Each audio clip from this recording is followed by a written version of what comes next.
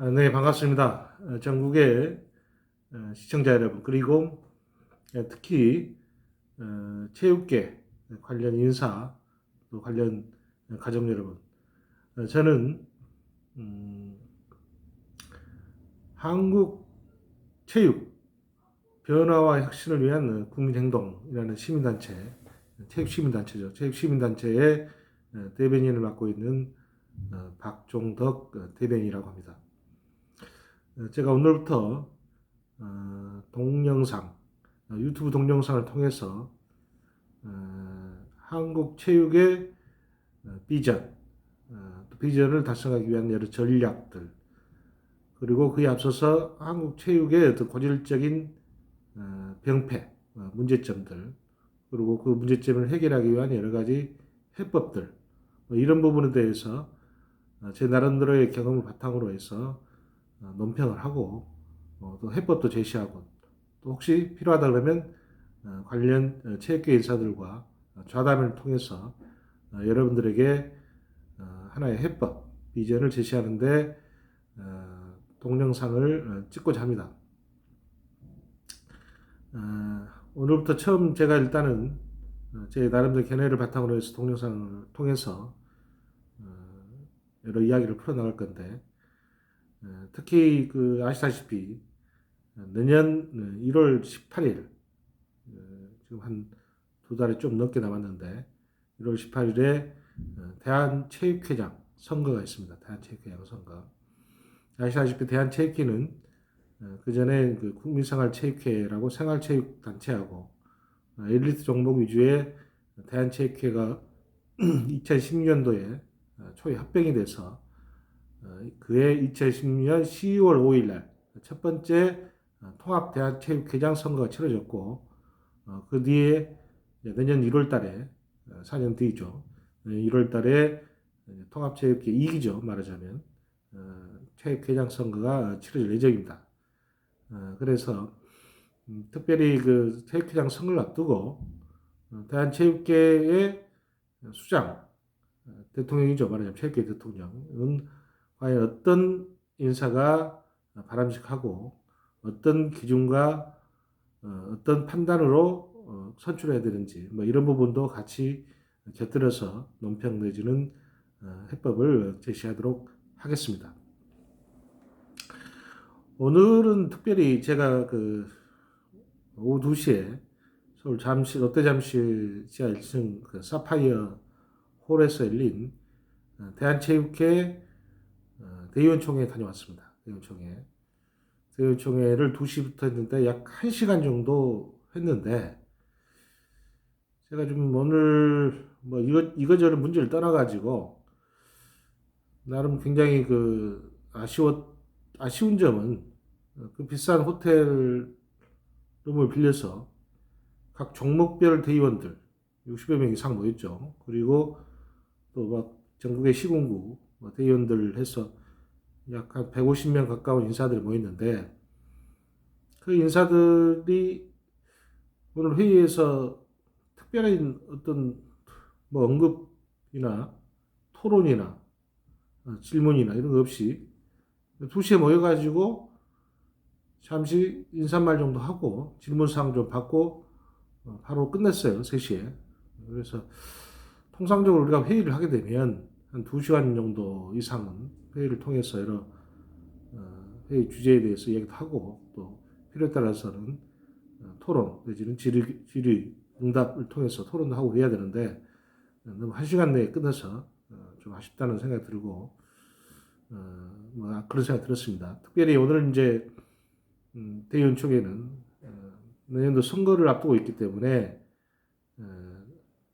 선거에 참여하는 선거인단으로 참여하는 각 종목별 대의원들이 다 참석하셨기 때문에 굉장히 예의주시해야 될 어떤 그런 면이 있었어요.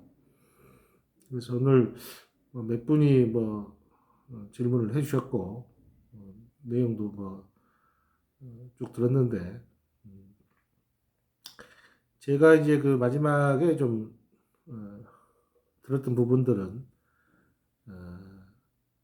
요트협회에 지금 회장으로 계시는 유준상 회장께서 마지막 질문을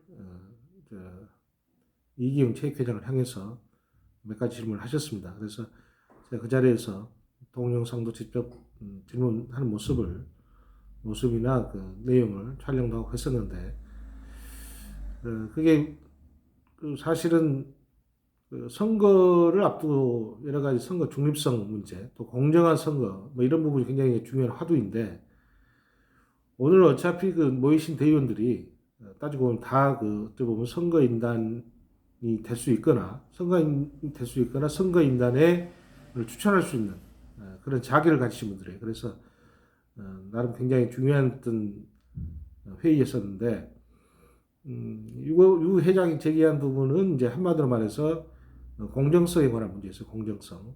선거의 공정성. 무슨 말이냐 그러면, 지금 현재 질문에서도 얘기했다시피, 현 회장께서는 지금 차기 또 회장을 출마하고 계시기 때문에, 출마하고 있는 선수이자 또 심판도 같이 겸하고 있는 거예요. 그분께서는 지금 현재 능력이 따지면 심판을 하면 심판만 하든지 아니면 선수만 하든지 이 둘 중 하나를 해야 되는데, 심판도 하시면서 출마한 선수도 지금 자격을 같이 겸하고 있습니다. 그러다 보니까 여타 다른 예비 후보들이 봤을 때는 다소 불공정 시비가 있을 수가 있어요.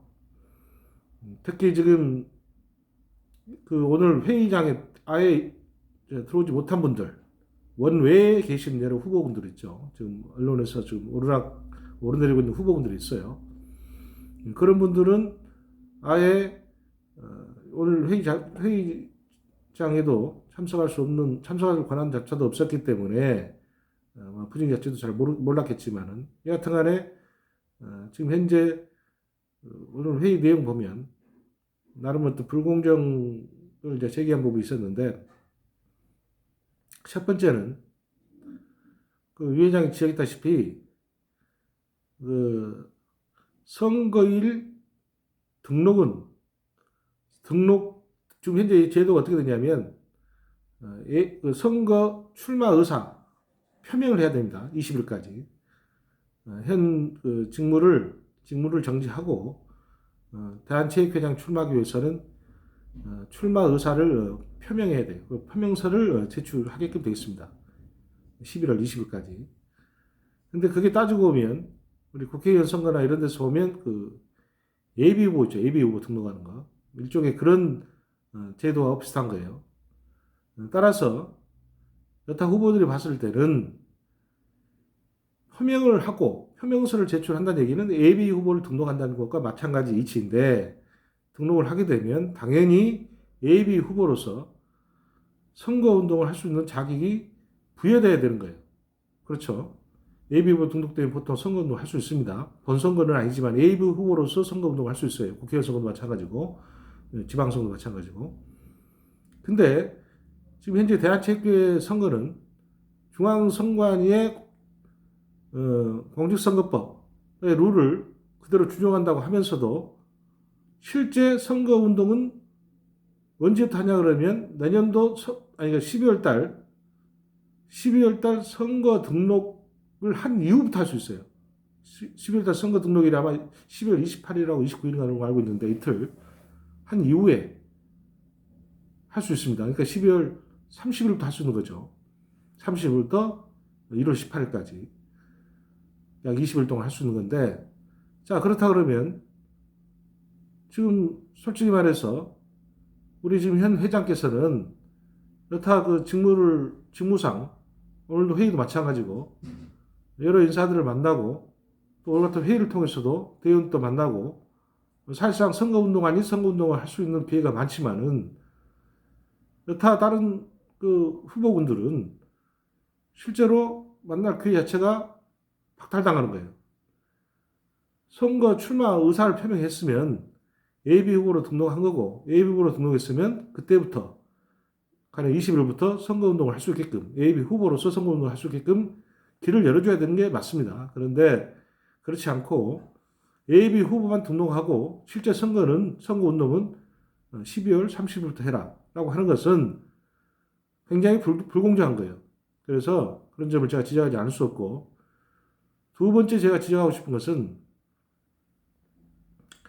그 토론회, 지난 2016년 선거도 마찬가지지만 이 선거 토론회가 없다 보니까 깜깜이 선거 치러지는 거예요.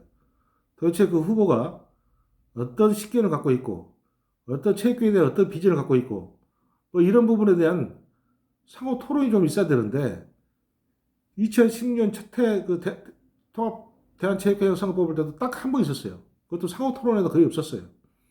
그런데 이번 선거도 마찬가지로 이 토론회가 거의 없이 일회성으로 단 한 번으로 끝날 가능성이 많습니다. 그래서 오늘 위원장이 그 질문에서 밝혔듯이 각 권역별로 호남권, 영남권, 수도권, 뭐 중부권 뭐 이렇게 해서 최하 5번 정도, 5회 정도는 각 권역별로 토론을 할 수 있게끔 해서 체육계 관련된 인사들, 체육 가족들이 과연 어떤 인사가, 어떤 후보가 우리 체육계를 이끌 수장이 돼야 되는지에 대해서 판단할 기회를 줘야 되는 게 맞습니다.